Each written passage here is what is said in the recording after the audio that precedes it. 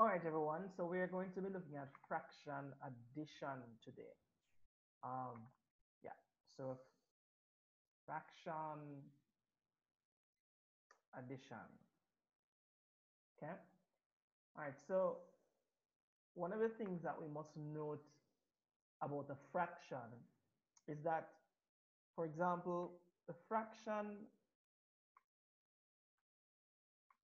1/2, it actually is saying to us that we have one equal part, the stop number here or numerator, out of two total equal parts of a whole, our denominator.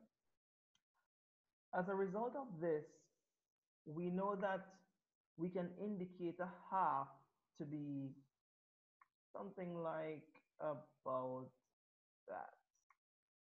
Yeah. Now, this is a half. This half here is a portion of a whole. This is our half. It is a portion of a whole. It is one equal part out of two total equal parts of a whole. Now, what we're going to be doing is that we're going to be adding that fraction to a third. Now, let us remember that we cannot add two things that are not the same, right? And when we see a fraction, what it is saying to us is that this is a portion of a whole. So the half is a portion of a whole, and the third is also a portion of a whole. And in fact, yes, I know you've guessed it right.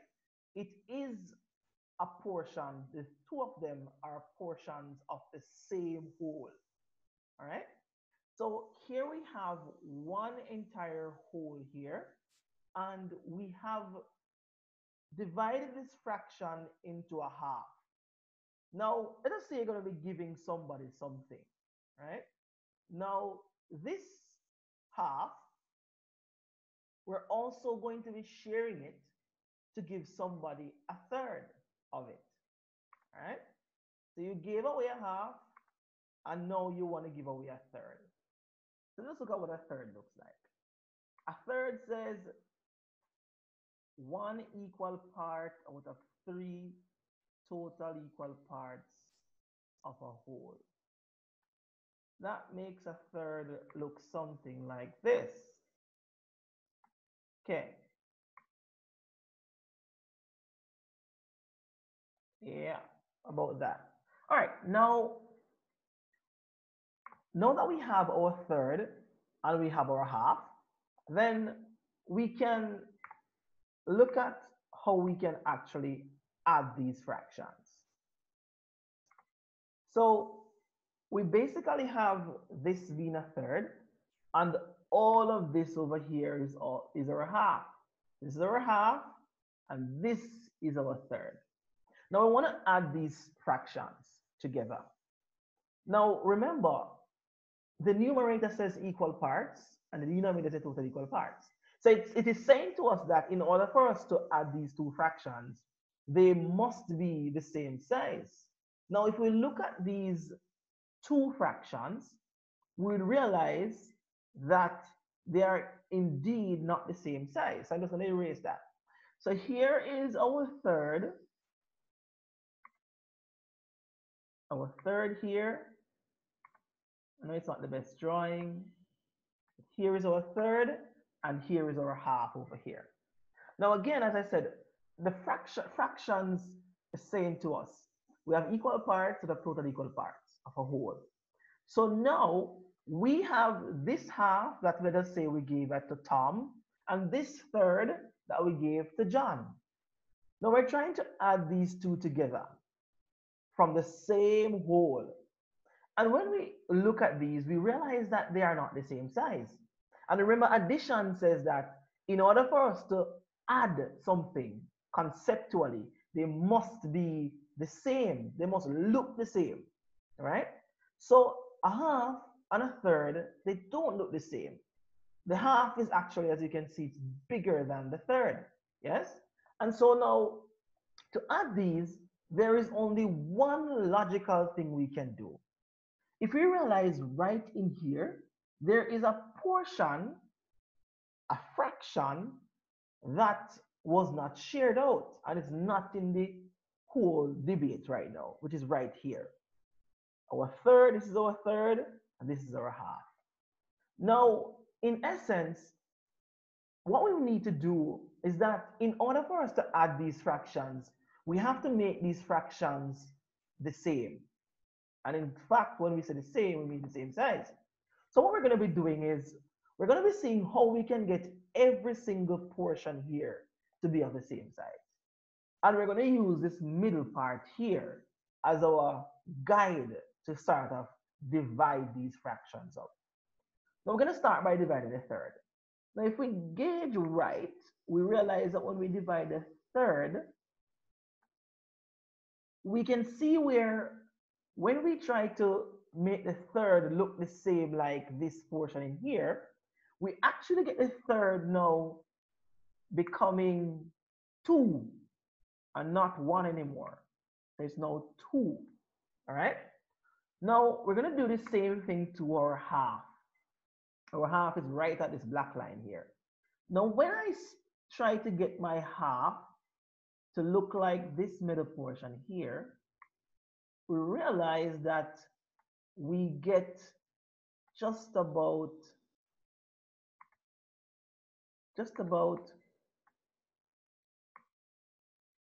there we go. There we got it.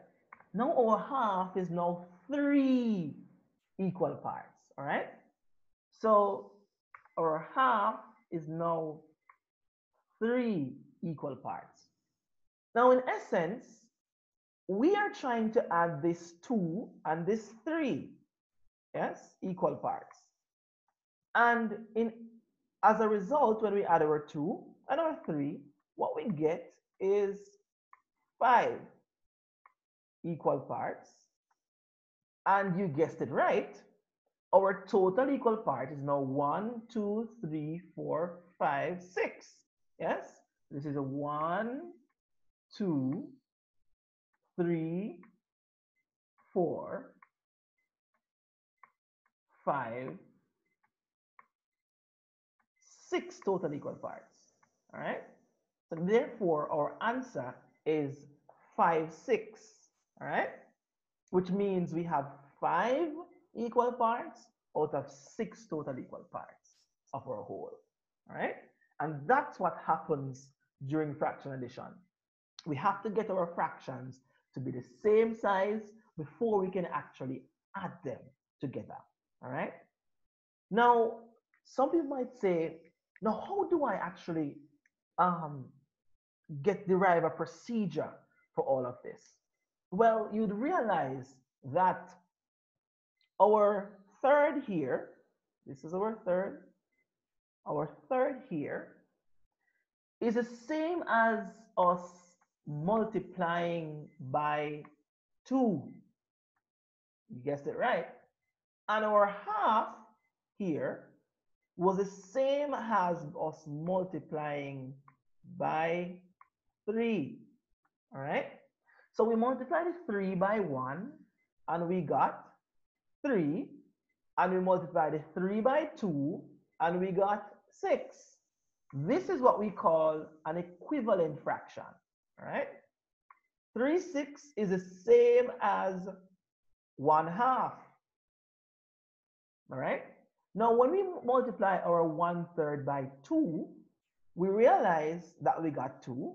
And when we multiply 2 by 3, we got 6. And again, that overemphasizes 2 plus 3 out of 6 total equal parts. All right. Not 5 out of 12. No, this is 5 out of 6 total equal parts of the whole. All right. And that's essentially what happens during fraction addition. I know some people are now thinking about the LCM concept, but one thing I want to emphasize is that finding the LCM is essentially the simplest way to represent the fraction. All right. And we don't necessarily have to find the LCM, so to speak. This is what happens during fraction addition conceptually. Okay? We're going to be doing 2/4 plus 2/5 next.